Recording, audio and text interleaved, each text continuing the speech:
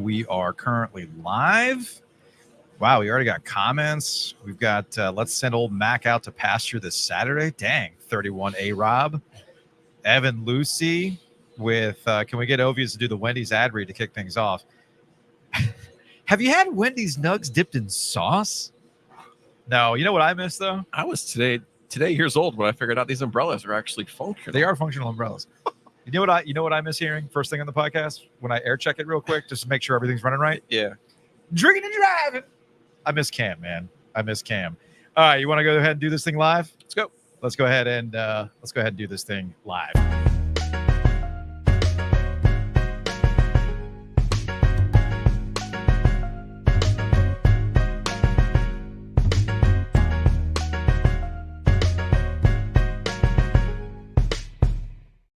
Let's podcast just after 2:00. It is Sleek Fleet OG Live. Check out Sleek Fleet online, sleek-fleet.com. We are in peak football season. We are about to be in peak basketball season. We got hockey at PNC Arena. You might want to get slizzard like Joe's about to be on this lemon drop that we're here at the can opener, which we'll talk about in just a second. But never. But I would never podcast and drink. Never.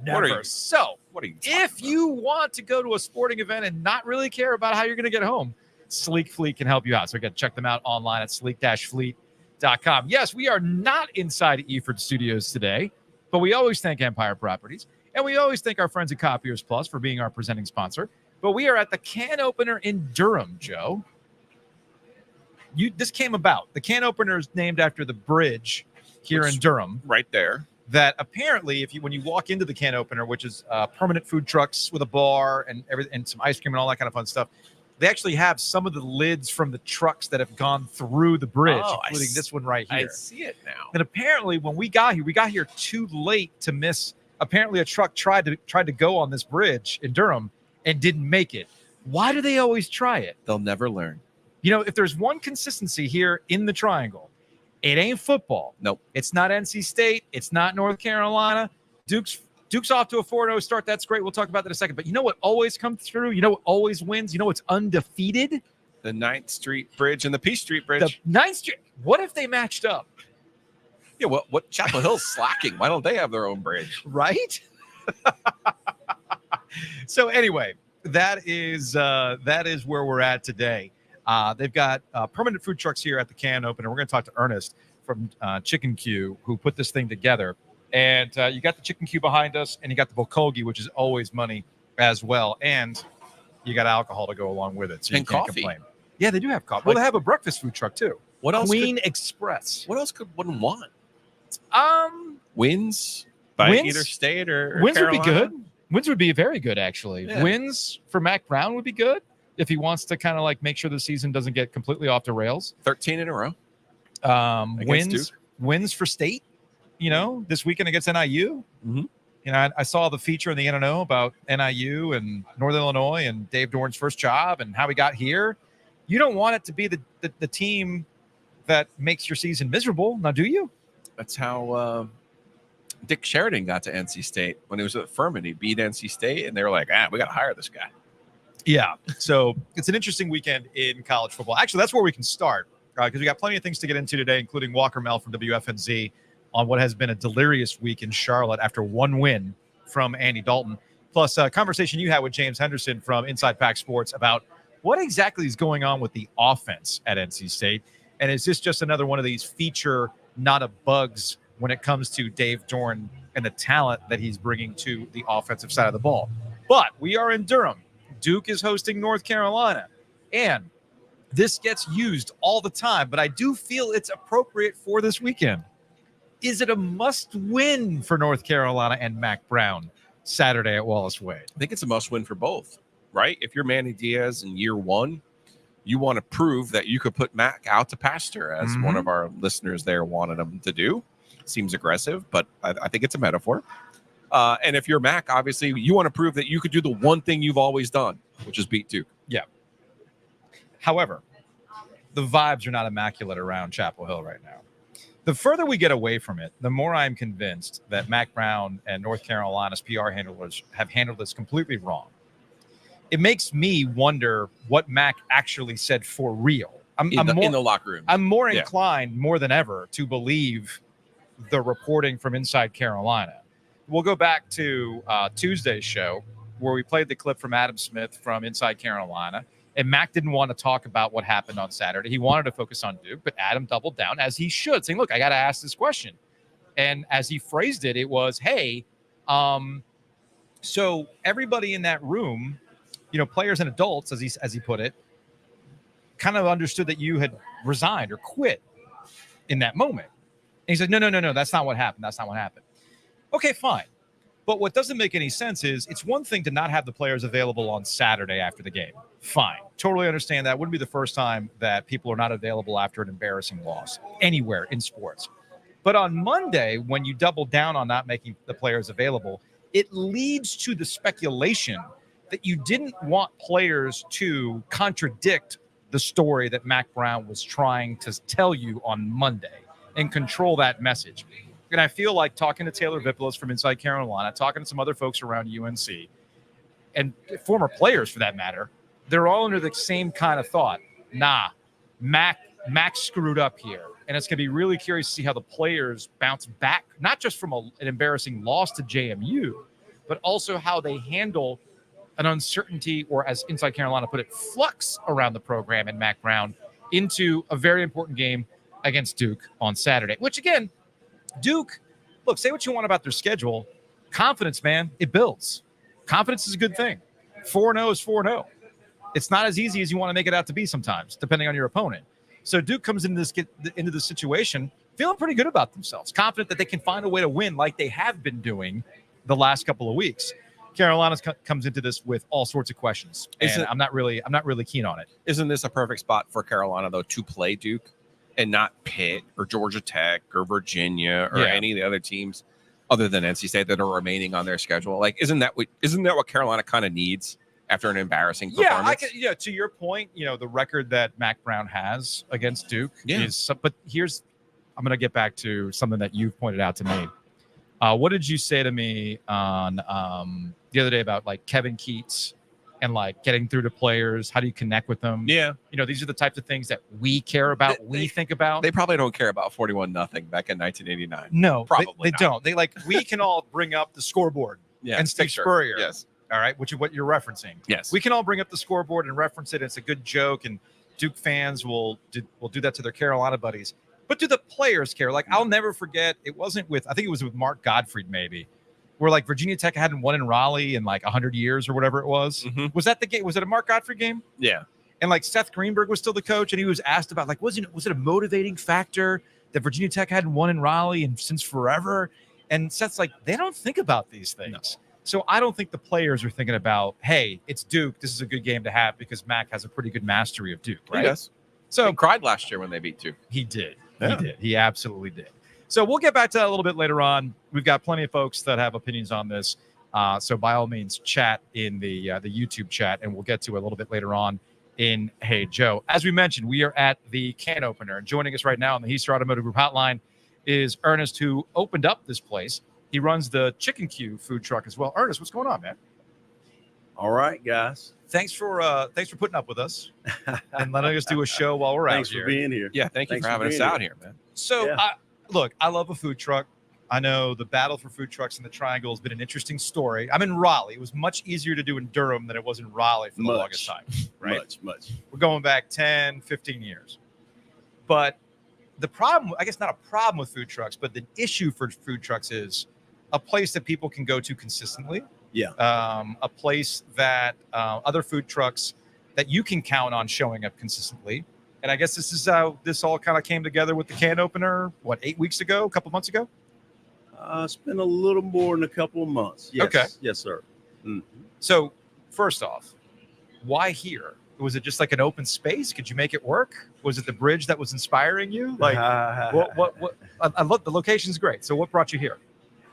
So we had been looking for a place in Durham, and let me say, Bagogi. So Joe, Gus, and myself, we talked about this. We've been friends a long time, and we talked about doing something like this for probably 10 years.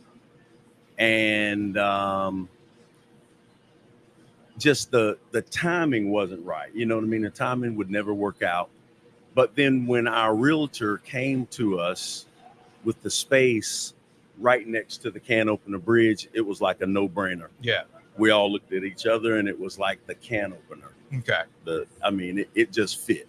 It Well, fit. I was gonna say it can't be seen on the camera right now while we're on YouTube, but you actually have one of the tops of the trucks or the trailers that's been scraped, that's been opened by that So bridge. it was a 26-foot shrimp truck from Duluth, Georgia. About a week after we opened. Yeah. It was on a Monday night, and we had a pretty decent crowd. And it hit. We couldn't believe it. Everybody ran out to the street. We looked down. The guy got hung maybe about 8 inches. He all but 8 inches made it through the bridge. Yeah. You know.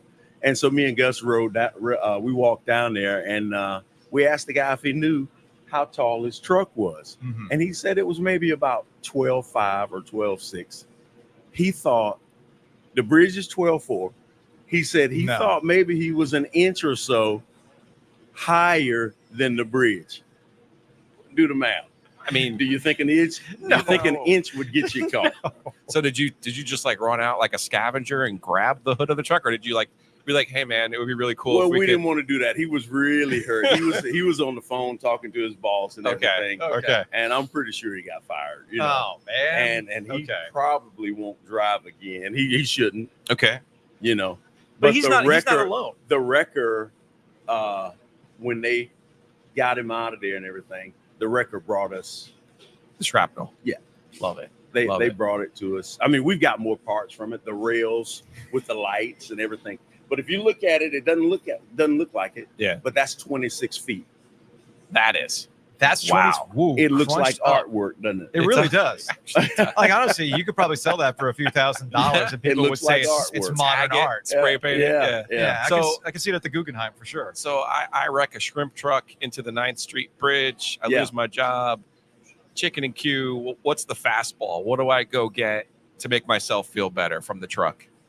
You gotta get a chicken Q sandwich. You know what I mean? With Okay. coleslaw. Yeah. Okay. Yeah. That makes you feel better. Slaw on That's the sandwich. best. Slaw on the sandwich. Always on the sandwich. Come on, Joe. That's the best I could do for you. Yeah, Okay. Come on now. You know Slow what I on the mean? sandwich, man. Other than that, you need to go get a different job. You don't need to Well, drive. No. I'm gonna disagree with you that you actually can do better because the fair is right around the corner. The fair's around the corner. You bring it at the fair every year. Yeah. So So you- you can get a probably if you come and get a kickin' chicken Okay. smash burger.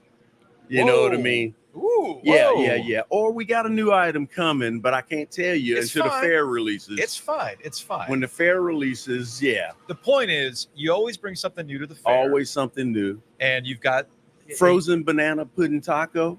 What? Yeah. In a chocolate taco? No, frozen banana pudding taco. Frozen So- banana Or the pudding gimbap. taco. Mhm. Bulgogi will be there Yeah. Okay. with the gimbap. Yeah, because remember they had the deep fried Yeah. gimbap last year, which to me was my fair favorite from the media day last year. But you're blowing Joe's No. mind. What's going in this taco? He wants to know what's in the taco. what kind of? What Are are we? the Is it like a ingredients? taco shell? What is the It's- shell?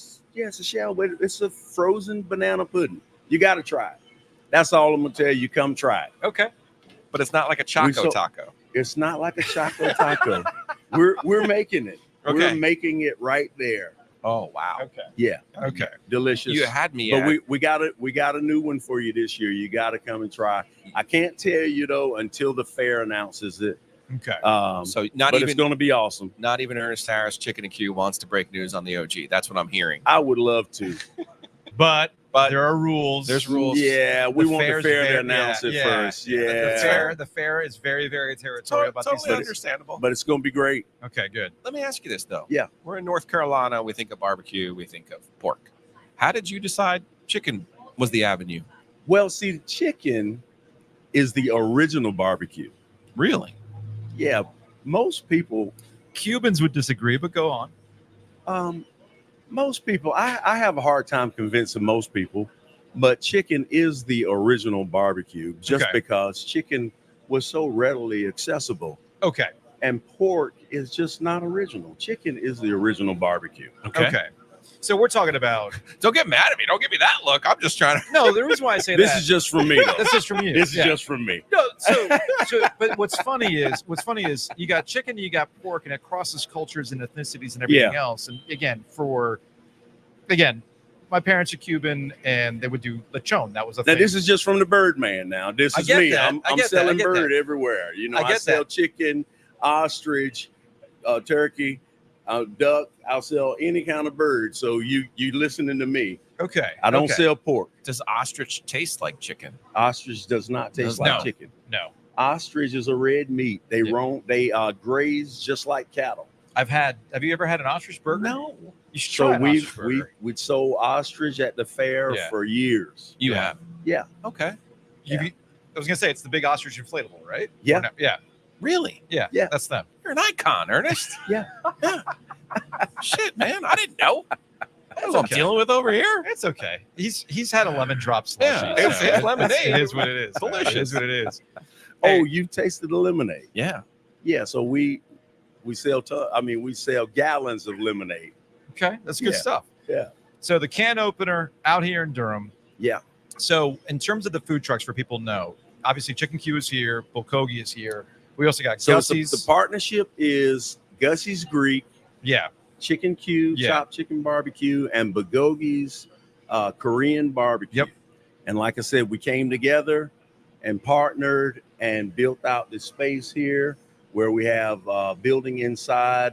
We have coffee bar, beer, wine, alcohol, Alcohol all slushies, beers. We got which Joe's all about. yeah, and so we have space inside where you can go inside and eat and sit. Yeah. And a lot of people come here and work and enjoy. And we have outdoor seating. We have TVs. You can come and watch your games. We have seating upstairs, plenty of views. We have a double-decker bus where you can come and eat Andia's ice cream. The Andia's Whoa. ice cream is legit. It's yeah. great. It's good stuff. You can come and sit on top of the bus and eat or eat the ice cream. Mhm. You can come at 7:00 in the morning and eat Queen Express breakfast. We got everything you need Awesome. right here. You can come at 7 in the morning, get your breakfast, stay for lunch, get your beverages, stay for dinner, get Mhm. your dinner. Make a stay day of it. all night. You Yeah. don't need to go anywhere else. Make a whole dang day. I Yeah, love it. make a whole day of it. Ernest, we Yes, appreciate sir. you having us out, man. And I'm No, looking, we appreciate you guys coming out, and I'm looking telling everybody about us. and I'm Yeah. looking forward to seeing what you have at the fair because I will be at the fair. Yeah, you I got know. me. Good tease, man. That was When a you- good That's a tease. great hell of a When you tease. get there, now we will not be there for your media day. I understand. I understand. So stop by Chicken Q okay. and do your podcast from Chicken Q. All right. Well, we'll have to get a media credential for that. We'll see if we can If make they it work. let us in, how about that? Well, if they let us in, we'll at the very least there'll be some social media. No, you just stop by Chicken Q, set up right there in my booth. I'll have a place for you to set up, That works, man. and I'll feed you and you do Perfect. your podcast We are cheap, man. and tell everybody Perfect. about it. Yeah, I'll we're I'll easy to have please. more frozen banana pudding tacos that might- you can eat. That might be the way. Now Say we're what? talking. Now we're talking. Ernest, thanks, man. All right, guys.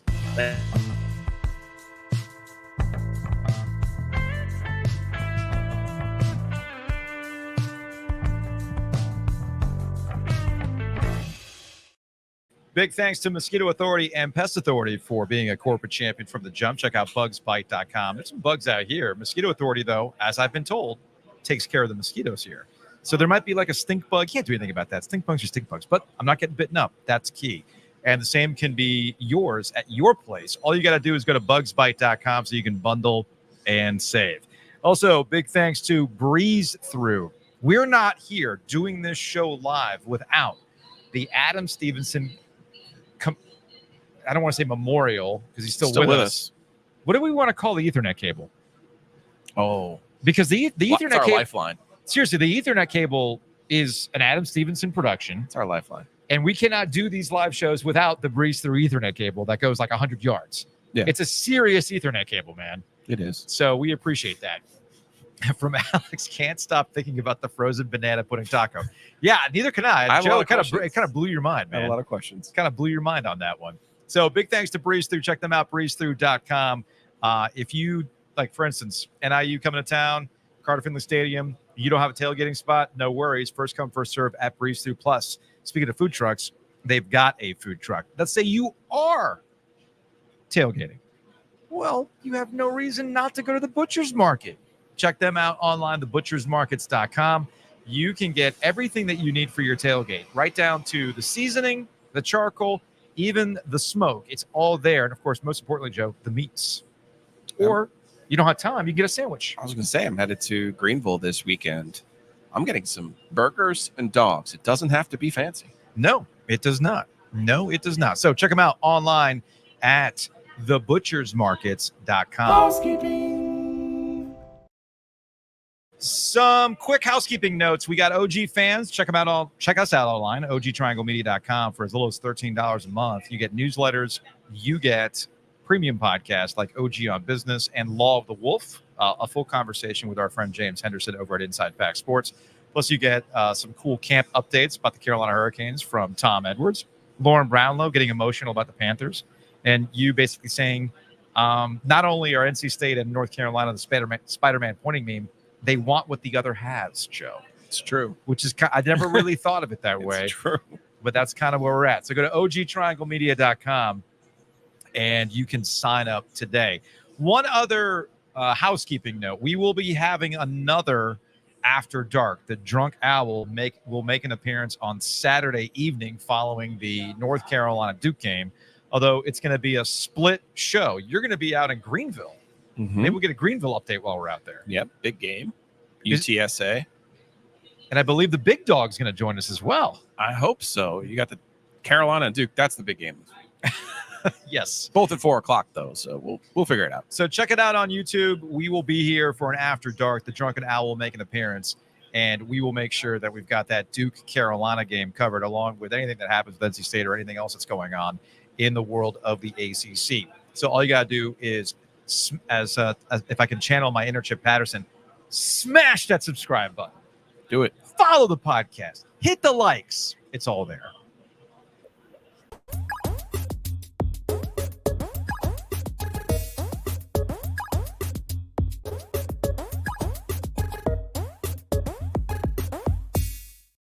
Joining us on the Heister Automotive Group hotline from WFNZ in Charlotte, he is Walker Mehl. This week, man, where's the cigarette? You have pants on? I feel like all of Charlotte has been smoked them all. Stop. All gone. Smoked. I got to make another run. Yep. Victory cigars, satisfying cigarettes. Oh, baby. It has been a beautiful thing to watch. Offense, touchdowns, deep passing attack. American Crew fiber, red hair. All about it, baby. I'm with it all. Has Mac dyed his hair red yet? He's going to. He's going to. Yeah. And good for Mac to have enough hair to dye. Like, Mac's got a good full head of lettuce and he can dye it red, and I'm with it, baby. I might join him, to be honest with you. For how bad it was, I might just join him. Look, I'm not trying to make light of this, but it does show you how down bad Charlotte football fans have been for a while now, that this has brought this euphoria for a week. And the worst part of it all is hope, Walker. Hope. Yeah. Because I'm in. I'm hopeful. I know you got an 0-3 Bengals team that just looks in disarray right now. And I know people are like, it's Andy's old team. Joe Burrow looks a little lost.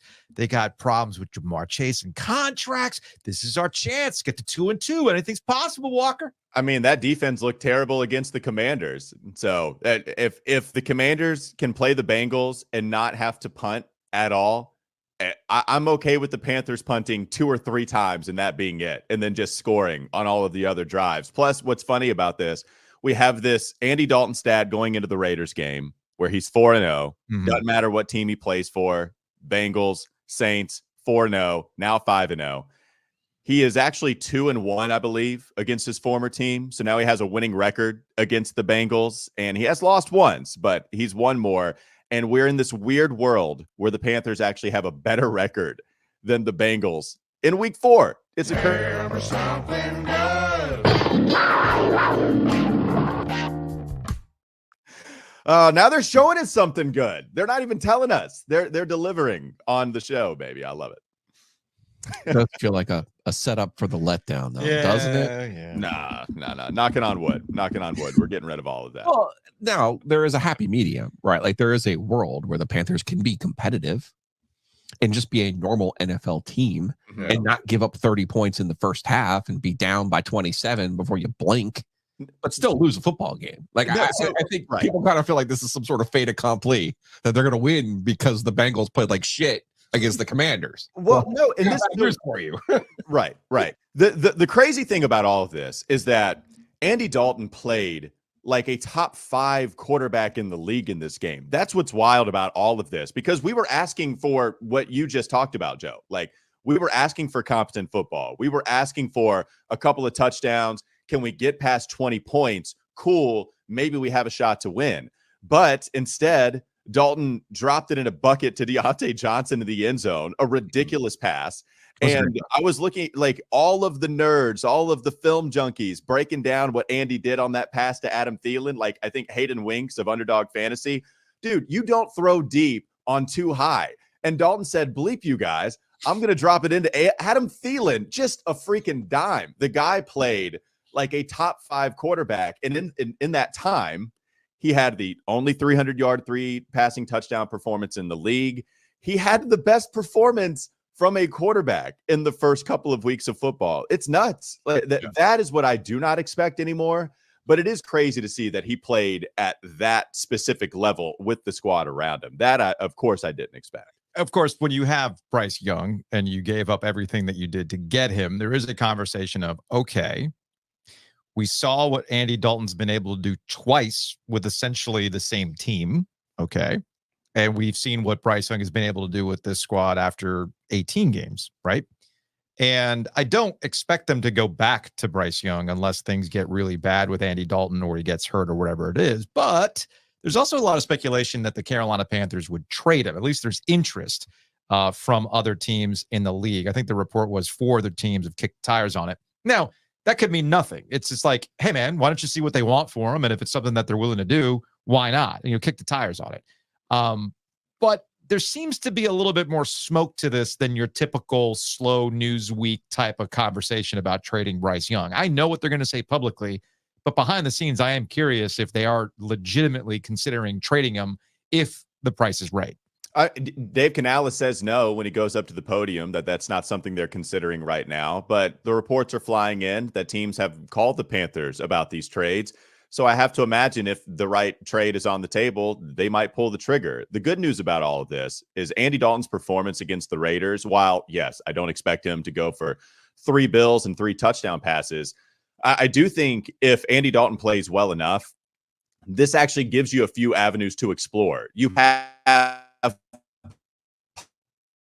to try to give up assets to go get the retread QB and Sam Darnold, Baker Mayfield. Don't do that whole dance. If you have Andy Dalton playing well, one, you could trade Bryce Young because I don't expect him to start again. Like if you were worried about the message to the locker room with Bryce just staying in there, imagine going back to Bryce after they saw what Andy can do with everybody. So I'm sure they wouldn't be happy about that. So, okay, if Bryce isn't going to start this year, you don't want to trade him because the right offer is not on the table. Fine. Well, then just go into next year. You don't have to trade him. He can be a backup. Like the awkwardness is already here. Let's just embrace it. It's not like you're worried about any awkward feelings or hurt feelings going into Bryce's 3rd year. Who cares? Now you're not forced to spend a 1st-round draft pick on a QB either if you don't want to. If you like Shador, if you like Carson Beck, if they have this crazy rise, cool. But if not, we still got a lot of things we need to fix on this football team, maybe even specifically defensively. So, hey, is Travis Hunter available? Hell yeah. Welcome to the Queen City. So then you just have Andy Dalton throwing balls to Xavier Legette. Who knows about the Deontay Johnson contract situation? It gives you avenues to explore whether you want to trade him or not. And that's what I like about this situation that unfolded in week 3 against Las Vegas. It's funny. I think the numbers came out about how much people in North Carolina gambled once it became legal. Mm-hmm. Yeah. And just as Madden made us all general managers in the NFL, like we could all do this, right? We're Let's cake. Fantasy football and Madden made us all coaches and general managers. We can handle this. Gamblers now have made us all David Tepper and the Carolina Panthers in this very specific situation. Oh, did you have a preseason ticket for the Miami Dolphins to win the Super Bowl? Well, I mean, clearly they're fucked. and DraftKings, well, yeah, maybe you put $200 down at the beginning of the year to get the Dolphins to win the Super Bowl. But here's that offer. Here's that cash out offer. I mean, don't you want the $4 now? I mean, wouldn't you take the $4 now rather than sit there in February and be like, man, I really wish I had those $4? So, I mean, you're the Panthers and you're going Bryce Young. Yeah, but we gave up all this to get him. Oh, yeah. You know, you'll have next shit to show for it by the next fall. So you might as well take the 4th round pick. You might as well. Why not? Yeah, there's two ways to talk about this value. One is go ahead and pounce on it right now because you feel like it will never be as hot as it is, right? Like how many times are you going to see a 4th round pick for a failed quarterback through his first 18 starts? I will say this. I do wonder the ego in the NFL. Once we get further removed from just how bad Bryce was in 18 starts, so you don't trade him now, maybe that value goes down 5 weeks from now. But then next year, there's another quarterback needy team that talks themselves back into Bryce. Like, dude, you know what? This guy was a number 1 overall pick for a reason. The Raiders were reportedly interested in trading up to number 1 from their number 7 spot. So maybe there's some interest there, and it doesn't look like their QB situation is very good. We know about the Houston Texans. We're going to select Bryce at number 2 if he was there, but he wasn't. So instead, they selected CJ Stroud and fell backwards into something phenomenal with him being your starting quarterback. So yeah, either you could pounce on a 4th round pick if it were available currently, or if you want to bank on, hey, once we get further removed from the bad, maybe other GMs will talk themselves into a former 1st round pick and then giving up like a 4th and some change. Maybe it doesn't even prove all that much, but I think those are the ways that you maximize your value with how bad it's been so far with Bryce.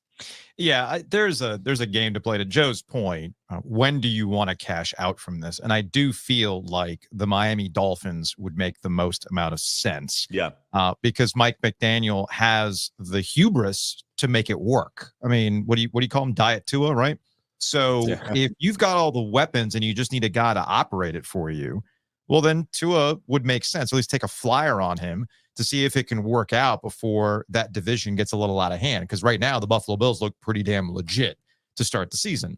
So I would go ahead and make that thing happen because I'm not sure what value you're going to get out of Bryce Young on the roster going forward. Yeah. I just don't see where the value is going forward. I know, because I've seen it in our Instagram Reels comments. I've seen it in the YouTube comments. I'm sure you see it on your text line on WFNZ. There's people still truly believe that Bryce can turn this thing around. Yo, just sit him for a year, all these other things. You know what? Maybe those people are right, but it won't happen on the Panthers. It has to be somewhere else. And it's not an indictment on the Panthers. I don't want to make this big, like, well, look at Baker Mayfield, look at Sam Darnold. It's just in a larger context of sometimes you need a change. You got to get away from that situation, be put in the right situation if you're going to salvage anything from your career. Panthers are just not that situation for them. Yeah. Yeah. You bring up a couple of things there. One, with the text line, I'll be honest with you. There's not many people wanting to hold on to Bryce. There's not many of those people that want to hold on to Bryce. Like they're done. Normies, I guess it's the meta normies, as I call them. The people who are not like deep into it. They just got that glancing, like, I'm scrolling. Because I've seen that kind of sentiment float out there on social media. No, and there are some of those people, like there are some people that say, okay, move on from Bryce, stop talking about him. I was like, man, this guy just got benched after a former 1st round pick. Like, yeah, we're going to talk about him. So we've gotten some of that, but no, people were ready to move on from Bryce even after the first 2 weeks. You know why? Because they watched the games. I mean, we even had this conversation, where we all kind of subscribe to the theory that you start Bryce, he either plays the Panthers into a top pick or he plays himself into being the starting QB until it looked like that against the Chargers. And then we realized, nah, man, like I think you might just have to go back to Andy Dalton.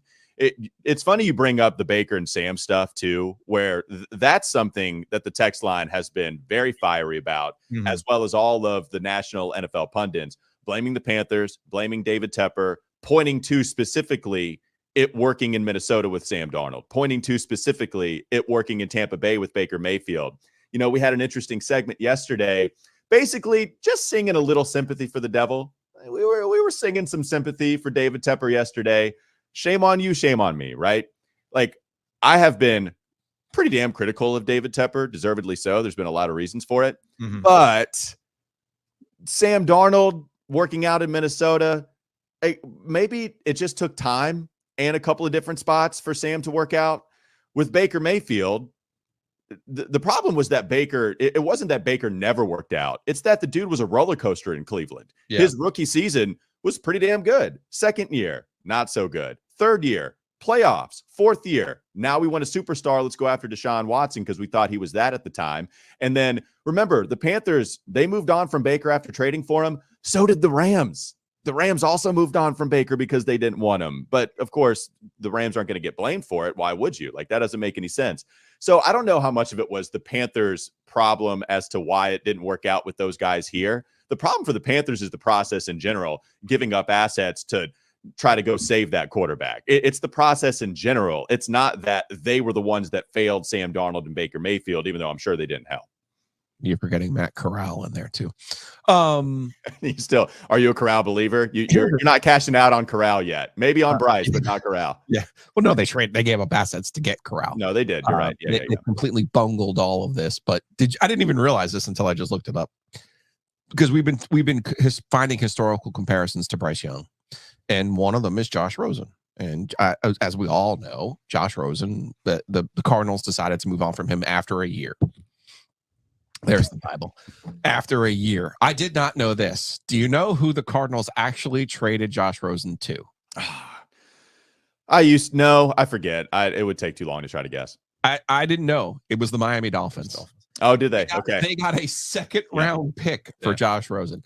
I am now firmly on board with insisting that the Panthers get a second round pick from Miami for Bryce Young. No taking that fourth round pick. It has to be a second round pick. Yeah, the thing about Bryce, man, like at the difference between him and Josh Rosen is Rosen wasn't 5'10" and could probably prove that he could win in other ways. Like, the arm was pretty strong. I know people loved his processing coming out. I'll never forget the first Josh Rosen game, the big primetime game that he brought his team back. I forget who it was against. Maybe it was like Texas A&M, but he just looked gangbusters. And I love Josh Rosen coming out, but you could see a quarterback body that would give you something at least somewhere down the line. Man, with Bryce, if you win with accuracy and processing and you look like a broken QB where you're looking down at the pass rush, you don't have your eyes downfield anymore, and you're also not 6'2" with a rocket arm, and you're also not a dual threat,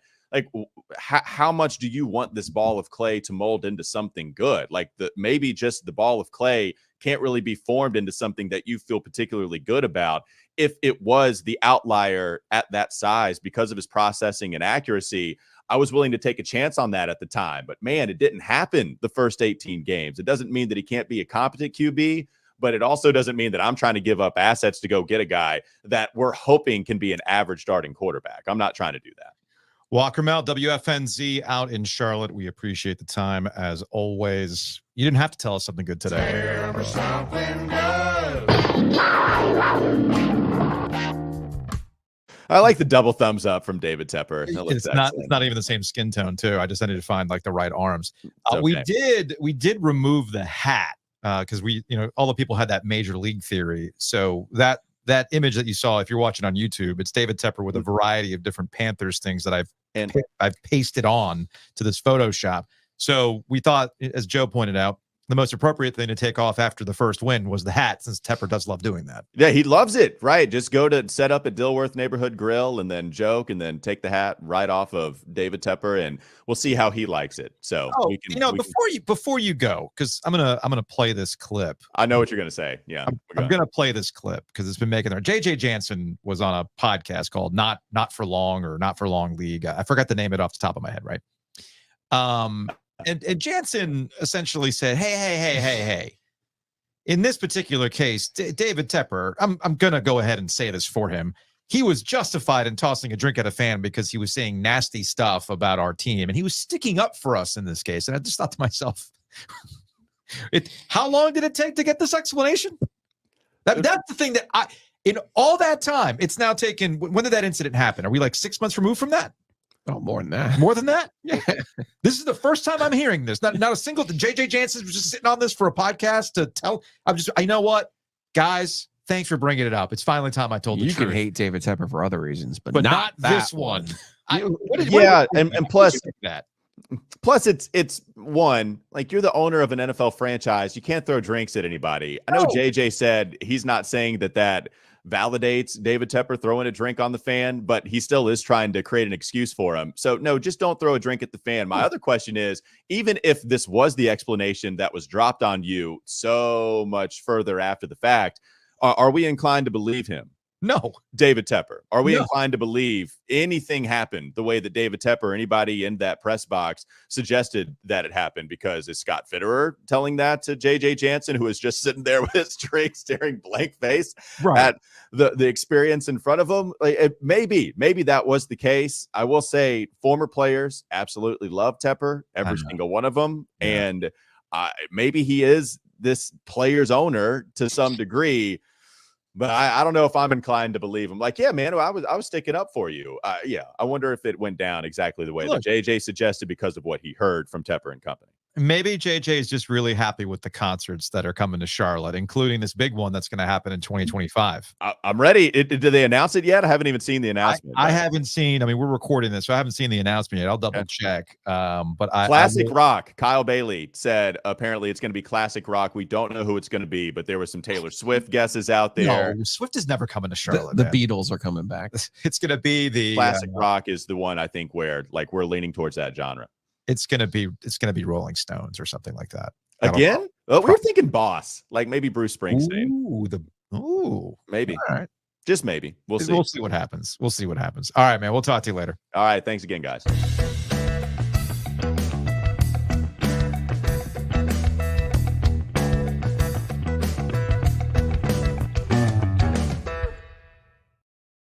Well, Joe, it turns out it wasn't the boss. We had recorded that conversation with Walker Mehl of WFNZ earlier today, and right after we had got done having that conversation, turns out it's Billy Joel and Sting coming to Bank of America Stadium in May of 2025. Is Sting going to have a tantric sex demonstration? How much would you pay to watch Sting have sex at the 50-yard line at Bank of America Stadium? I think I would pay more for that than to watch him in concert at this point. If he has sex on the 50-yard line with the Panthers logo, is it a sex Panther? I would actually like to just bet on how long Sting goes. 68% of the – wait, no, I'm getting my things confused here. I'm getting my references confused. Yeah, so Billy Joel's – so I was 60% right. of the time, it works every time. No, so I was partially correct in that it was a repeat performance. It was Billy Joel. Now, look, as somebody who saw Billy Joel at Bank of America Stadium a couple of years ago, chances are I will be seeing Billy Joel again in 2025. Sting, I've never seen live. I'm intrigued by that. But, man, does David Tepper love some freaking boomer music, man? But this is your people. Well, this is your kind of music. Wait a second. You love How did I get lumped into this? You love boomer music. I mean, I like 80s music, but imagine if he did a grocery store bangers festival at Bank of America Stadium or a yacht rock festival. I mean, if he had Loverboy there, yes. Oh, my goodness. See, that's what I need. I absolutely because we have that one stinger that sounds just like Turn Me Loose that I get excited about. From our guy, Paul, Sting goes 69 minutes. Nice. And yes, Ken is correct. Sting is on the original OG grocery store bangers playlist. Yeah, but you know how I feel about Billy Joel in concert at this point anyway. Like, what do you mean? I would rather listen to Zach Brown sing Billy Joel songs or any artist that still had their voice sing Billy Joel. The kid he brings up at the Vanderbilt Auditorium. Joel has his moments, man. He's got his moments. It is what it is. Speaking of which, we're at the can opener. If you're watching us live on YouTube today, we are out here at the can opener in Durham. Great food trucks. You're about to feed me. You got Gussie's Greek, which has come through in the clutch at many food breweries in the past. Chicken Q, and we got Bulgogi. Which do you want, spam or beef, Joe? Just give me the dealer's choice. All right. I feel like spam is the most appropriate thing. This is kimbap.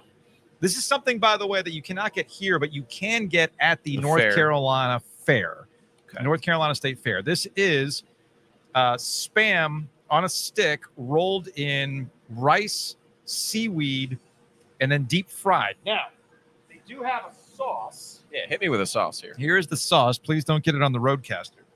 Thank you very much. I've not had. You know, I remember your son eating one of these at the fair. Was it last year or 2 years ago? Yeah, because this to me was my number one new food item at the fair last year. Don't get it on your computer, dude.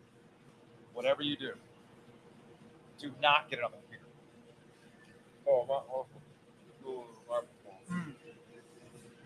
Oh. So I thought slurping down a Capri Sun yesterday was a problem. I feel like you and me eating these things off a stick is not OG fans content, but only fans content. As I've expressed in the past, there is something for everybody on the internet show. It's really good. It's really good, right? Yeah. Surprisingly. Yeah, you're not the adventurous sort, but it is what it is. And the Spam, Spicy. yeah, it's got some kick to it. Definitely has some kick to it. So anyway, I got to give you some of the red sauce too. The red sauce got some kick to it as well. The red sauce might. You do better with heat than I do, though. Yeah, that's true. That's true. Here, have a napkin, because I'm making a mess. Anyway, no, I'm kind of afraid to even see that from Kyle. Wait, did I not pay for OG OnlyFans? I thought that was the tier that I signed up for. No, I don't know. This might be Founders Club content, which, by the way, the Founders Club content wraps up at the end of the month from Paul. That comes with the $7,000 tier. Yeah, you can watch me do that live for $7,000. Mukbang videos. Y'all are too much, man. Y'all are definitely too much.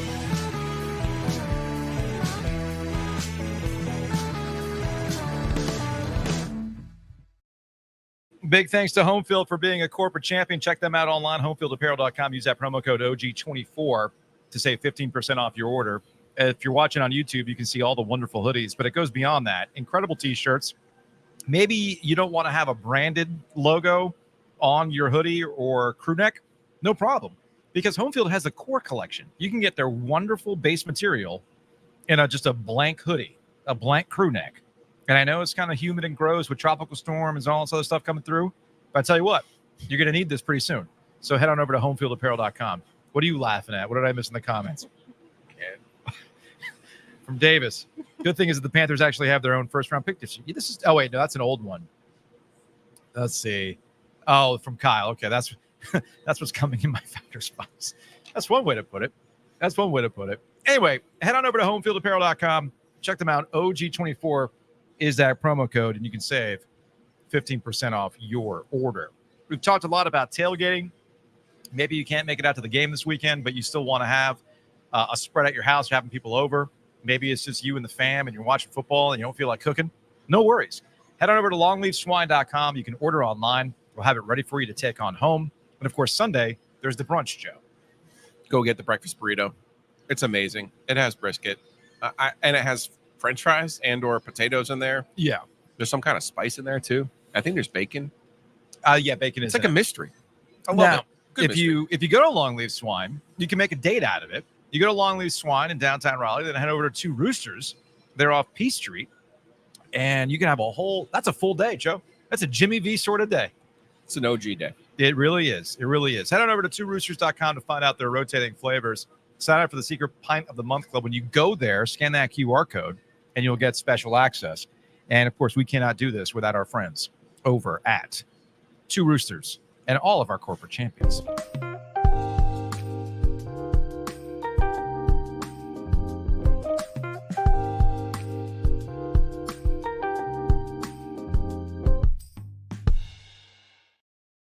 Now, speaking of OG fans, we got a new Law of the Wolf that will be dropping later today. You caught up with James Henderson over at Inside Pack Sports. Yeah, we did this last year after NC State had lost to Notre Dame, and I was worried that the season was not going to go the way that people wanted it to go. Okay. And after what I saw against Clemson, I I didn't have the music because I'm not as adept at you as using the StreamYards. Actually, it was a miracle that I got it to work this morning. Yeah. I had to do the tell me something good about the Wolfpack because I'm worried, man. I'm worried this season is going to go completely off the rails. Now, that was the beginning of the conversation. Later into the conversation, what we're going to bring you here on this show is what's up with the offense. I think the defense is pretty easy to figure out. They're missing Peyton Wilson. They're not as good as they were last year. That's not to say they can't get better as the season goes on. That's a track record with Tony Gibson at defensive coordinator. That's a track record with Dave Doeren since he's been there. But offensively, they really put money in to get better. That's where the investment was out of the portal, where all these different skill players, and we haven't seen it. You go back to the Western Carolina game, and every important play was to Kevin Concepcion. Yeah. The only player they had last year who could make plays. And I don't think that's the case this year. Like, other than Jordan Waters, all of these new guys have shown at least some form of both competence and an upgrade from what the supporting cast was last year. So we can follow up on that, but I thought James's answer to what's been going on was interesting, to say the least. I think if you take each player in a vacuum that they've added, maybe like you said, outside of maybe Waters, they've all been impressive. It's just been so limited opportunity. You watch Wesley Grimes, when he's targeted, he makes plays. You watch Noah Rogers, when he's targeted, he makes plays. Justin Jolie. I think my biggest issue with NC State's offense right now is I have no clue, Joe, what they're doing at wide receiver. I have no clue. They talked all off season about retooling this room. Like, Dave pretty much admitted it was bad, or they thought it was bad, because they went out, lost. I think they had 5 guys go in the portal. They brought in 4 4-star recruits, and you add Noah Rogers, who was a 5-star, Wesley Grimes, who was a 4-star. I mean, you completely retooled that room. And if we're being just objective, nobody has emerged as a go-to player or consistent player, and KC has appeared to regress.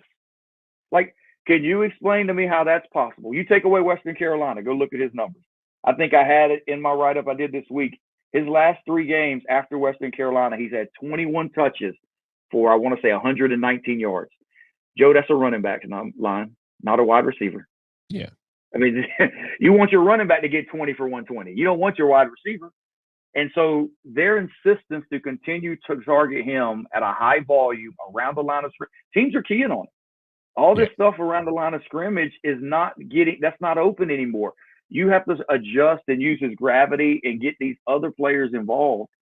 And their inability to do so has been, to me, the biggest problem with this offense, because you're right. When you watch them throw to Justin Jolie, he makes plays. You watch them throw to Grimes, Rogers, they all make plays. It's just, I want to say the last game against Clemson, Wesley Grimes, Noah Rogers, Dakari Collins, and Keenan Jackson each had 1 target in that game. A game where you trailed the entire – how is that possible? Well, it's because KC had 15 opportunities, according to Doeren. And you can't be giving a guy who's averaging 5-6 yards a touch those types of opportunities when you've got these other more explosive guys at this point. It's just – that's the issue, I think, the regression of him and the inability to find somebody else. What do you think is going on with Noah Rogers? I don't think Noah Rogers signed up to play 25% of the snaps and get 1 target a game. I mean, like, sounds about right. Yeah, I mean, like you want to go through, and it's not, to me, it's not a Dave issue. I go back to Eli Drinkwitz. Wait a second. You remember when Drinkwitz was really good? No. He's had too many offensive coordinators. This is a Dave issue. He doesn't know how to put his best players on the field and just fucking let them stay. Well, he can override anybody. Like, the funny thing I think about the whole Dave thing is, like, we talk about how he micromanages. Yeah. Yet I truly believe, as position coaches, he lets them put whoever they want on the field. But you're right. As the head coach, he can override anyone. Joker Phillips wasn't here with Eli Drinkwitz. Right. That was George McDonald. Right. Kelvin Harmon was playing 89% of the snaps his 2 years at NC State when he was starting. He literally never came off the field. And he got targeted, and he had big years. You go and look at these guys now. I think we put up here recently, we had the snap counts. I want to say Noah Rogers is playing 36% of the snaps for NC State right now. How is that play? But you're right. Now, as a head coach, I think he's got headsets on. Well, He could easily say, get Noah Rogers in the game. Yeah, go back to J-Sam, go back to Naheem, before they moved to the running back. They've done this forever, where they can't figure out, like, even the beginning of last year with Concepcion, it was like, oh, let's really try with Porter Rooks and the other kid, who I'm going to slander. There's this weird 50 Keon Lassane, and it's like, it's also I get wanting to play players and people who transfer and this and that, but this when you practice and you see a guy and you see what he is, what he is. That's why it took a Kelvin Harmon for people to be like, oh, no, he needs to be on the field every play. I get it. He works harder than everyone else. He's more gifted than everyone else. You got to keep that guy on the field. Like the game's not that long. Like, at the risk of going full Coach K here, there's a lot of timeouts. They don't need to mass. Well, I think they do all the time. I think it's hurt. Smart. I think it's hurt NC State's offense in a lot of different ways. They don't go up tempo. They don't play with any sort of pace because they're constantly subbing. And now in this era where if you sub, ref stands over the ball. You can't do it. Keep guys on the field. I'm at the point at wide receiver where I don't care who it is. They're all producing to some degree. Let them get a rhythm with your quarterback. Continue to just play 2 or 3 guys. So I think if they can solve that, they'll which I don't really think it's solving anything. I mean, I think it's just picking 2 or 3 guys and going with them. But you mentioned it at running back. Like they're almost rotating all 3 of those guys equal snaps. Yeah. Raphael, I think Raphael's been their best running back. Good. I mean, he looks good. And I would not have called that. Getting back to our central question of, do you add guys in the portal or do you let guys develop? Raphael's a guy we didn't see that much of last year, to be perfectly honest. So we've kind of skipped around it a little bit, but the offensive line to me was atrocious in the first 3 games. Atrocious. Mm-hmm. I think maybe they're starting to figure some things out there, which is similar to what they did after the Duke game last year. And it sounds like Dave's already mixing up the lineup for this week, which I think will be a really smart move because there's no reason. I mentioned not having the older players on defense. Every single person they start on the offensive line is a 5th or 6th year player. I can't think of a single reason for them not to be able to block Western Carolina's defensive front. Not a single fucking reason. Not one. Well, I mean, I'll tell you a big reason was because for me, watching that game, they were playing Matt McCabe at tight end and he was struggling. Yeah. And he like, you're right. Yeah. You've got to, like, if you're going to go with that type of deal, and I think they've simplified things for him where now they're asking him not to pull as much because, I mean, he's a 310-pound offensive lineman. They're trying to play a tight end. And I get the thought process of 6'0" lineman, but you don't need to play him like he's 240 and ask him to try and pull block. Right. You remember to play against, I think it was Tennessee. They had like a 2nd and 1 and he's pulling and he just whiffs in the hole. I mean, so I think they simplified it, which has helped that group out. Honestly, I thought that was the most encouraging part of the Clemson game. I know they had the sack on Bailey where he fumbled. But if you watch NC State's running game against Clemson, they were able to open holes for guys. And I'm talking first quarter on. They were able to open holes. Design runs. I think I had State at 4.5 yards per carry in the first half, which, like I said, against Clemson, you will take against their front with what you've got left on your schedule. And so I think that's something they're hopeful they can build on moving forward because they're going to have to, I think, start to win games with their offense. And I think it starts this weekend. And I know for State, I know they love this matchup against NIU because the thing they're really questioning on defense, Dave, Tony, it's their toughness. Yeah. Like that's what they're talking about all week. Are you tough? And you're going to have a team come in NIU who's going to line up and try to run the ball 50 times at you. They're going to find out who's tough this week. I mean, to me, it almost feels kind of like a bye week. I know it's not because it's a non-conference opponent, but the way they're shaking things up and trying to challenge guys, I think it's kind of that early bye week for them. And because they got to figure it out before the rest of their ACC schedule. I was going to say, in fairness, just like that Duke game last year, they figured some things out. Now they did have that open date, to your point. It'll be interesting to see how they can make these adjustments on the fly. Again, I think changing your mentality is tougher than trying to change the scheme or change the starting lineup, which I think they'll obviously going to make some changes into the starting lineup. So, before we get to a prediction for the final 8 games, what's your best estimate for what NC State's NIL budget is this year? Whew. 3 mil, 4 mil. You mean current roster? Yeah. You mean this season, not projecting? Yeah. I would say 3 to 4 million. Yeah. Now, I say this because obviously this is the most, I believe this is the most they've spent in the portal era, correct? Yeah. Mm-hmm. Yeah. You had to pay Grayson and you had to pay Kevin to stay. So between those two, you're probably talking about $1 million. Let's just throw it in there. And I want to say, like, I want to kind of split that up. Like, I think one thing that fans need to understand is, to me, there's a difference between what you're paying portal guys and what you have to pay current guys to retain, because that's the dynamic you're trying to battle. Is like, I actually think portal guys, if I had to guess, I think they've been the most cost efficient players that NC State's landed. I think the hardest player to evaluate is, how do you know the value of Kevin Concepcion? How do you know the value of an Aiden White or Davin Van, your current player? You don't really know what that value is because they haven't hit the transfer portal market. So you're kind of guessing. And so I think sometimes it can hurt you. Maybe it helps you. But I know with portal players, they kind of know what their value is. They've got agents. They shop themselves around. And so you can go from there. But I think State landed some deals in the portal in a roundabout ways, what I'm trying to say to you. Sure. Well, I think even if we go high end $4 million for their budget, what does that really get you in the grand scheme of things? If you think about it. Yeah. I mean, that's not Tennessee's budget. That's not, certain. Forget Auburn. I mean, forget Georgia, forget Alabama, forget the big boys. Like, is that even really Florida State's budget? Probably not. Well, that's why we start asking, how do you now weigh your expectations on a season? Right. Like, I mean, now I do think it's comparable or better than what's left on your schedule. Like, I'm not giving NC State a total pass. You see what I'm saying? Like, I'm not giving you a total pass and saying you don't have the money to beat a Syracuse. Win the game.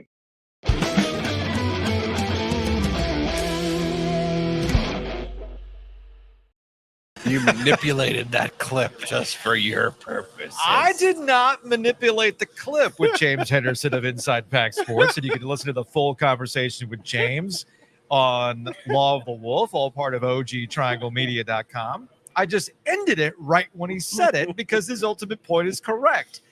He's right. I agree with James. The rest of the way, NC State's problems are not NIL related. This is the frustration, I think. You know what I was thinking about when I was listening to that conversation?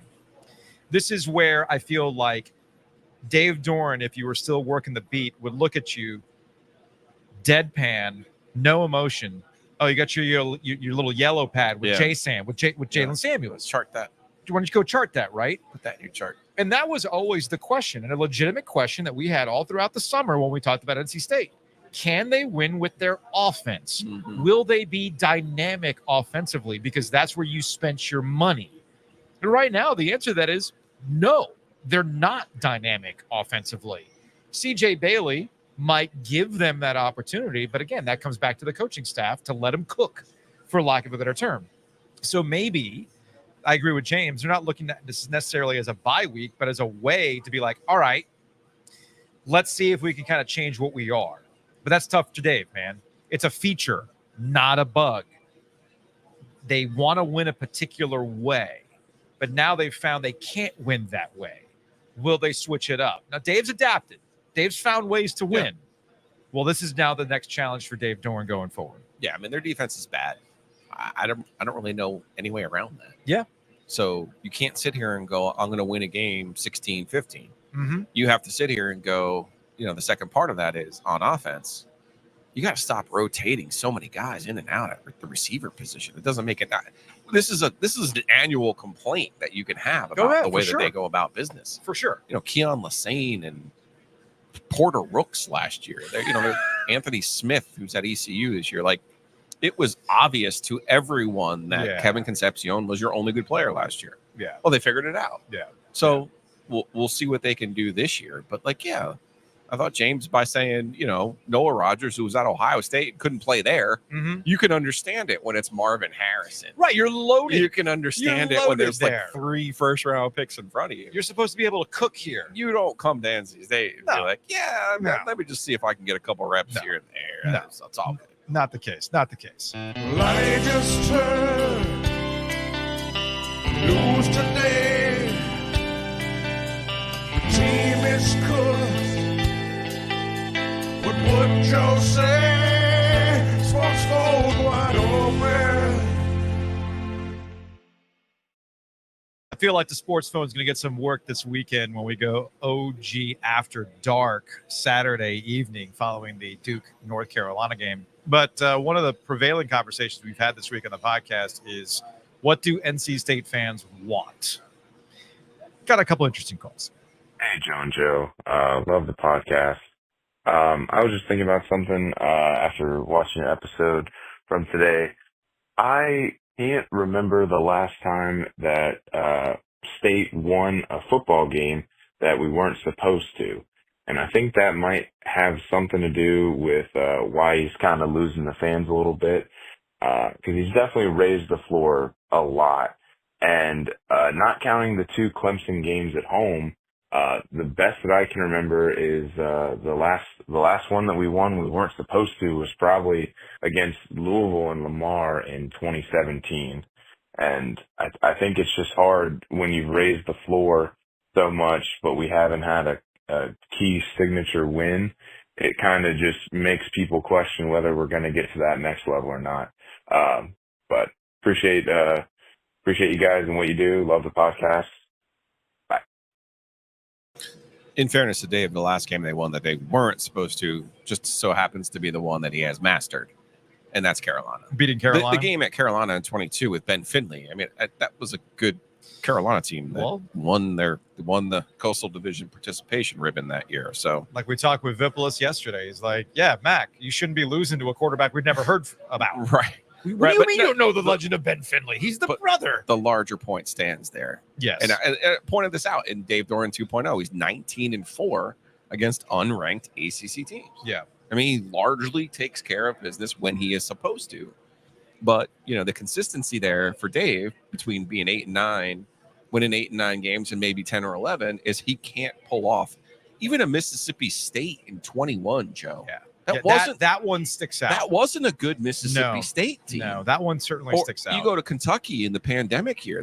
Kentucky had a losing record that year. Yeah. And so you can't win any of these games that you're not supposed to. And ultimately, that's going to turn the fan base on you. We got one more here. Oh, good morning, OG. Much love from the southernmost point of Duplin County, the butthole, if you will. This morning I was having a Bojangles biscuit, and I'm just considering how things are going for NC State this year, and I consider my own indifference, if you will, to the situation. I've been trying to work out why I'm not so upset about the losses this year. I mean, I guess they're against good opponents, but I got very frustrated last year with the Armstrong situation, and I'm just not this year. And I think this UNLV thing that's come out has made a difference in the way that I'm feeling. He references the UNLV situation, which we will get to next.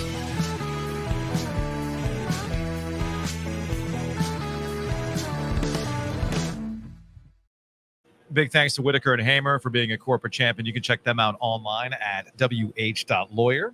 Attorneys and counselors at law. They can take care of your small legal needs. Maybe you're a small business like ours. You've got questions. They've got answers for you. Again, it all starts with a simple visit to their website, wh.lawyer. I mentioned about, like, say, a small legal need or something to be taken care of by a lawyer. Like, for instance, buying a house. They can take you to closing. And who knows, maybe you bought your house with our friends at Hometown Realty. Maybe you sold your house with our friends at Hometown Realty. Long story short, though, Joe, whatever you do, do not take one of these guaranteed offers, especially in our market, which continues to be hot. It tends to surpass what the national trends are. So don't take a guaranteed offer. You're leaving money on the table, Joe. Yeah. Maximize your number one investment. That's your home. Take care of yourself. Buy and sell with confidence. Go to myhtr.com. Let's take a break. Let's take a hockey break. Brought to you by Happy and Hill. Let's take a break. And speaking of hockey breaks, Let's take a it's looping. I forgot to turn that off. My bad on that. Excuse me on that one. No, so we are going to take a hockey break. Pretty soon we're going to be in nonstop hockey breaks thanks to our friends over at Happy and Hale. Preseason's underway. I know the Canes are back in action at home on Saturday. We are scheduled to talk to a couple of Friday. Canes. Is it tonight? No, tomorrow night. Today's Thursday. Dude, you know what? You know what's weird about You this? need my clock, don't you? I do need your clock because here's the thing about Thursdays when we go live. I treat them as my Friday, Well, it kind of sort of is. even though we still are now pumping out content thanks to the mailbag Yeah, we are. on Fridays. But I still think of today as a Friday. So you're right. Tomorrow they're back in action. Yeah. I'm going to be going to that General Admission game on October 2nd at Lenovo Center. I made a mistake. I called it PNC earlier. No. Lenovo Center. I don't need Brandy texting me saying I'm keeping track of how many times you screw it up. It's 3 now. I know. I've screwed it up a couple times. Anyway, we are supposed to be talking to Sebastian Aho on Monday. Are you ready, Joe? Yes. We figured out Always. that physical competition with Aho does not end well for you.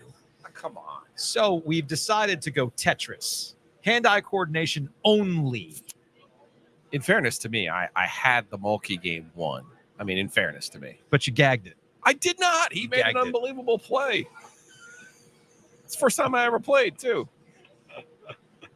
Gonna get him. Don't you worry. We'll see what happens. He's on Monday. married now. Yeah, He's yeah. not focused. He's not focused. Is that Yeah, what it is? He's gonna let me. So Just anyway, sneak up on 'em. check out our friends over at Happy and Hale. Download the app. That way you can make things super, super easy for you at lunch.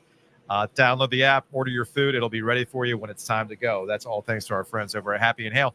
And Happy and Hale, in terms of like good, clean eating, when you go to the stores, you'll see a QR code for Loop Nutrition. You're asking, well, what is Loop Nutrition? That's all part of our friends at O2 Fitness, which is more than a gym. O2 Fitness, so much more than a gym.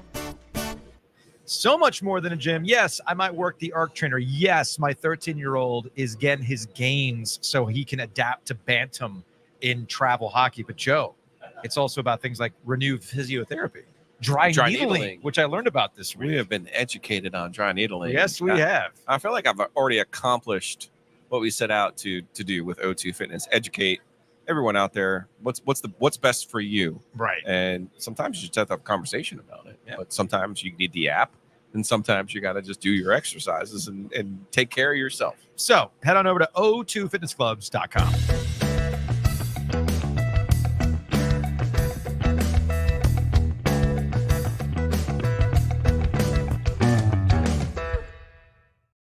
As the caller pointed out, with NC State and Brennan Armstrong and NJ Morris and things like that, it's changed some opinions with NIL transfers and everything else. Now, the college sports story that's definitely taken up most of people's attention happened yesterday. We mentioned it on yesterday's podcast, but I wanted to get more details on what was going on before I really offered an opinion as to what unfolded at UNLV, who is undefeated.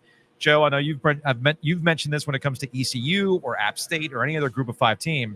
With the expanded college football playoff, one of these Group of 5 teams can find themselves in the playoff, and you never know what's going to happen. And they already had wins over Houston and Kansas. So they had positioned themselves. UNLV had positioned themselves, but Matt Sluka announced that he would use his redshirt year after, quote, certain representations were not upheld.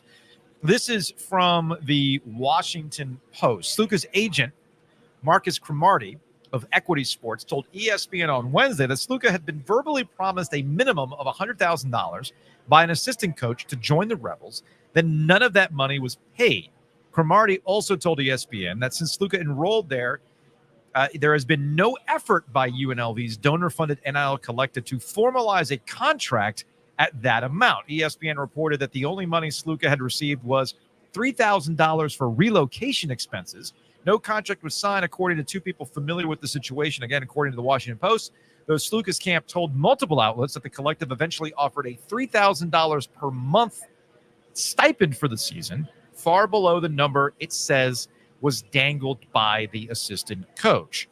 And this was from, again, this all gets down to the NIL collectives and things like that. I guess there's a couple of questions here. And the first one is, I'm usually left to believe the player in these situations that I am the institutions. If the player says, and his representation says, he was offered X, and the NIL, which is cashing a bunch of checks they actually cannot cash. We've seen this with Jaden Rashada, right? Yep. Where he was promised a whole bunch of money. That money wasn't there. He ends up at Arizona State, right? So I'm more inclined to believe promise is broken from the institutions and the teams than I am to believe that the players are suddenly going, I'm holding out because I want my money. Because like the worst case scenario, people see things like this, and the first thing they think of, well, what's to stop a situation at Alabama, like Alabama, Georgia this weekend? Who's to say that Alabama might have a key quarterback not play in this game because he's not getting the money he was offered? The first mistake you're making is that you think Alabama won't come through with the money. That's the first mistake you make. I think this happens at more places like UNLV than it does, say, an SEC school. Shout out to Bomani. Shout out to Brett McMurphy, who says the SEC bagman always comes through. Okay? Always comes through. I know. Otherwise, you don't get the player. I know somebody who's totally not here that would tell you that the bagman always comes through. So that's just what I'm saying. That's all I'm saying. Bagman always comes Or through. in the case of Cam Newton, At he the was end- never paid. Only Mississippi State offered him. Oh, it was only the an 300 offer, grand. and there Auburn was, never paid and him. there were some new flares at the church. I mean, it is what it is. No, you know what makes me laugh about, not laugh, but be empathetic to this situation. Yeah, Okay. Have you ever made a financial mistake? plenty. Yeah. I mean, I've made plenty, but I remember We've made a few with OG Media LLC, and we've had conversations about that. I've made plenty, but I'm going to sell my dad out real quick. Okay. Oh, okay. Right. You ready? Okay. When pyramid scams were hot, Yeah. my dad got by a pyramid scam. Okay. Yeah, because it was like his cousin or my mom's cousin or somebody like came to the house and they were like, hey, just so you know, like we invested $3,000 and we got $15,000 back, or whatever Sure. the number was. Whatever the number is, right? And like, like a week later, my dad comes up with this money, and then like a week after that, my dad was like, uh-oh. Oh, yeah. Oh, crap. This Slako, is that his name? No, it's Sluka. Sluka. My name is Sluka. Yes. I live on the second floor. Buddy left Holy Cross for Vegas. Right. I got questions, man. Right. Like, there's entire movies and HBO series based on people who leave Holy Cross for Vegas. Yes. All right. Yes. So he got got. Somebody said, I'm going to give you $100,000. The collective was like, I didn't say that. Who said that? The coach said it. Whoever else says, I didn't say that. And now suddenly he has an agent, by the way. Yeah. Suddenly he has an agent. Yeah. Something tells me he didn't have an agent when he left Holy Cross Probably not. and ended up in Vegas. But he should have representation. He got on a bus with Maggie Gyllenhaal to leave Holy Cross to get to Vegas. All right. Don't you speak ill of my girl Maggie? Okay. Like, I'm just saying. I don't think I've ever expressed this on the podcast, but Maggie makes me feel some type of way. But anyway, we've all made mistakes. Yes. This guy made a mistake in the deal that he did or didn't make to go to Vegas. but see, it and doesn't I- have and to I- be that way. The way I see it now is him saying, now that he has representation, he's saying, I'm not making that mistake again. I'm going to preserve my year of eligibility. Yeah. I have shown in these 2 wins over Kansas and Houston that I am a capable player and I can command more than what I'm getting. Right. And he might just be looking at it going, fine, UNLV is now saying I'm only worth $3,000 a month. Yeah. Well, surely there's a Power 4 program that believes he's worth more than $3,000 a month. So here's where I think in the mistake that is usually made in these conversations is there's a lot of hand wringing about the current state of college football and how this is why I don't care about college football anymore. It's all going to hell in a handbasket. Of course, ratings and engagement and everything else would tell you otherwise. So your enjoyment of college football really hasn't eroded when you actually watch the games on game day. And I'm guessing with the college football playoff, people are going to be locked in and enjoy it. And they're not really thinking about NIL contracts and everything else. But peeling that away, to me, what I find more interesting isn't a player taking some agency and saying, you said you'd give me X money, X money's not there. Now I am withholding my services and I'm going to go somewhere else with my eligibility. I think that's the easy conversation. Sure. The harder conversation is, why the hell have these universities not come up with a system, not come up with collective bargaining and contracts that wouldn't eliminate these situations, but certainly would make things a lot more streamlined? The thing that I keep being flabbergasted by is there's literally no rules to this. There's no rules. And then when you haven't come up with rules, you get two situations that unfold.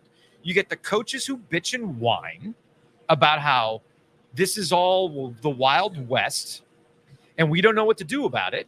But this is when you should lean on your actual administrators and NCAA leadership to come up with said rules to make everything easier, which gets to frustration point number 2. The NCAA doesn't want to. They want to outsource all this stuff. They're like, well, we just don't know what to do. We need congressional. No, you're your own membership institution. You come up with your own rules. As someone was fighting me when I left a comment on Pat McAfee's show. Yeah. They need guardrails. No, they don't need fucking guardrails. They need contracts. Yes. That's what they need. Yes. Okay? Yes. And guardrails has become the new student athlete, by the way. Mm-hmm. Spare me your fucking jargon. See, here's the thing that ends up happening. Sorry, team bus going to the AAU tournament, the volleyball tournament in Mebane. My bad. From Nathaniel with hand raised over his head using free arm to help support my raised hand. Mr. Ovies, Joe used the F word again. Just teasing, Julian. So look, there is here's what I think the deep-seated issue is. They never want to admit this. The schools don't want to give up their money. They don't want to give up the money. The Tennessee with the royalty, with the talent fee and everything else. All of this comes down to one simple premise. They don't want to give any of the money back. And much like if I can channel my inner Colin Cowherd, when I see the institutions, when I see administrators, when I see coaches complain about these entitled kids, I think to myself of a New York Times piece that comes out about twice a year, where they highlight a successful business, right? It reminds me a lot of a New York Times piece. And invariably, this New York Times piece that is highlighting a successful business that wants to treat it as though they pick themselves up by the bootstraps. Oh, your favorite. My favorite term. Pick yourself up from the bootstraps, right? Big bootstrap. About 6 or 7 paragraphs in, they finally get to the key piece. They got a $10,000 loan from their parents. Or they come from a family that ended up having connections in the industry that helped kind of grease the wheels on their way to success. But these people never want to admit that their success is based on help. No, I did it all by myself. Nobody did this but me. It's all me. All me. The money that my dad gave me wasn't what you think it was. Look, I have no problems admitting that a good chunk of the reason why we were able to start up as quickly as we did is because the Bank of Ovies helped out. Yeah, okay. Absolutely. I had no problems admitting that. Yeah. None whatsoever. Okay. But all that being said, I can admit it. A lot of other people can't. And that's where, getting back to college athletics, they don't want to admit that the money that they're making right now is a hell of a lot easier when you're not paying labor. You have free labor. And rather than doing what's right, okay, you know what? The reason why we're here is because people want to watch these games. And the reason why people want to watch these games is because of you guys, not necessarily just the laundry. Well, we should probably give you a piece of that pie. They refuse to do it. And that's why you, the fan, ends up picking up the bill. And, we've had these conversations all the time. Would you rather the school? Because this is where things get messy. We talked about NC State as a prime example of this. Why did we give you all this money? And the fans get very upset about that kind of stuff. Yep. If you had your own budget to deal with, you then eliminate that argument from big time booster that gave X amount of money that you said you needed $3 million in NIL to keep these guys that I like. And now you're not utilizing these guys that I like. You've now opened up the door to more criticism. It doesn't have to be that way, man. And every conversation that basically comes out of this reminds me of a meme that I will see from time to time.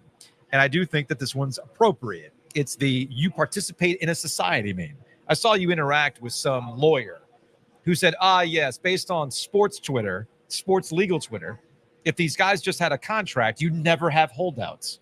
You'd never have disputes. You'd never have a guy asking for more money after they've exceeded their contract, essentially creating an NFL type argument. I get that, but it's a hell of a lot better than what we're dealing with right now. And it brings to mind this meme where it's Apple AirPods cost $159, but they can't pay taxes or decent wages on their Chinese factory workers. And a guy pops out and said, "You said on an iPhone." Heh, gotcha. Or cars should have seatbelts, yet you bought one. Hypocrite much? Owned. And of course, my favorite part of the slide, we should improve society somewhat. And a guy pops out of nowhere thinking he's clever and super smart and says, "Yet you participate in society." Well, curious. I am very intelligent. And I feel like that's exactly what happens in these situations. And rather than coming up with a workable solution that makes the most amount of sense, it's, yeah, but you see what happens? This is what you get. It's a hell of a lot better than we had before. Yep. Yet you participate in college sports. Well, what's the alternative, man? Also, I don't think I've advanced this one to you, but I have privately to coaches and administrators and other people. You reset everyone's budget number, by the way. Yeah. That includes the scholarship. Yeah. So this is the way around Title IX. Mm-hmm. The way that you're paying players is everyone starts at zero. Yeah. And your payment now, part Yeah. of your payment is the scholarship. Yeah. No, it's true. And what you get paid over the scholarship is part of your contract, part of your budget. So to do it, you just have to do it. And they don't want to share that money. And that's where this all comes from. That's what if you take anything from this conversation, what it boils down to is that the schools do not want to give back any of the money, and then they cry about the situations that they've created. There's a solution out there.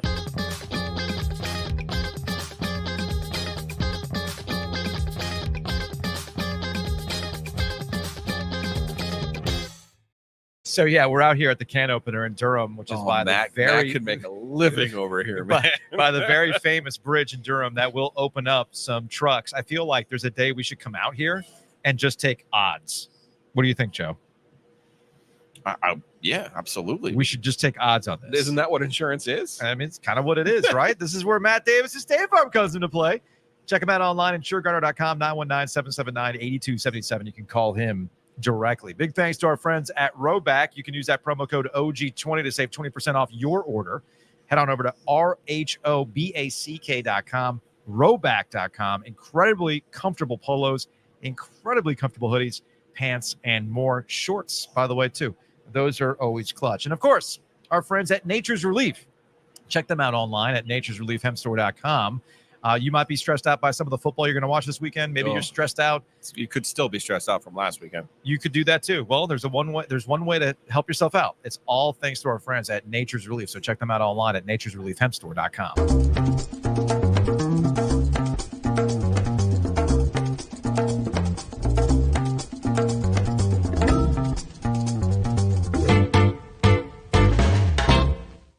Big thanks to our friends at DraftKings. Download the DraftKings Sportsbook app today, an official sports betting partner, sportsbook partner of the NFL, where you can do things like anytime touchdowns. You can look at the futures. You can do the live line, all sorts of fun stuff to do. And when you are a new customer and you use the promo code OG24 and you bet $5, you'll get $200 in bonus bets that you can use on whatever you want, futures, all that kind of stuff. You can do the reverse jinx like Giglio has done with the Kansas City Chiefs. I made another one today. Look at you. What did you do today? I did Chiefs to win the AFC, Lions to win the NFC, and the Celtics to win the championship. Nice. So nice. I do like the Lions, but those other two can bounce straight off. Fair enough. I cleaned it up since we were in an ad here. Do we have an updated line on the Duke Carolina game?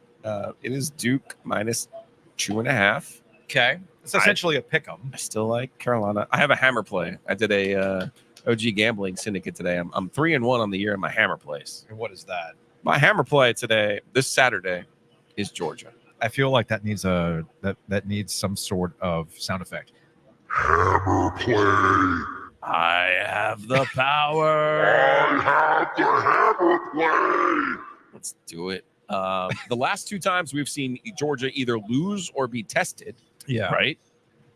They should have lost to Ohio State in the playoff 2 years ago. Okay. And remember, the next game they played TCU and won 65-7. Wow. Okay. Last year they lost to Alabama in the SEC championship game.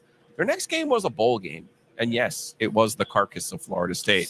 but the score was 63-3. So we have now Georgia coming off of a 1-point win. Not only that, they're coming off of an open date. Not only that, but this is Kirby Smart trying to defend his new title as the king of college football. The number's 2. Joe, you can get me on dialysis on Monday, but I would sacrifice kidneys for this game. I'm taking the Bulldogs in a hammer play. Fair enough. Use that promo code OG24. You bet $5, you get $200 in bonus bets. DraftKings, the crown is yours. Gambling problem? Call 1-800-GAMBLER. In New York, call 877-8-HOPE-NY or text HOPE-NY 467-369. In Connecticut, help is available for problem gambling. Call 888-789-7777 or visit ccpg.org. Please play responsibly. On behalf of Boot Hill Casino and Resort in Kansas, 21 and over. Age and eligibility varies by jurisdiction. Void in Ontario. Bonus bets expire 168 hours after issuance. For additional terms and responsible gaming resources, see dkng.co/ftball.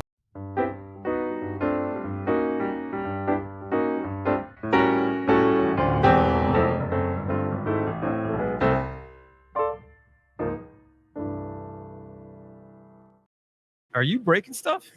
No. The little clip for the mic cord? I found it. All right, gotta be careful with that. It's All right. amazingly nice out here. It is. Like, It's a shame. perfect. It's a shame I have to leave and go do some youth hockey.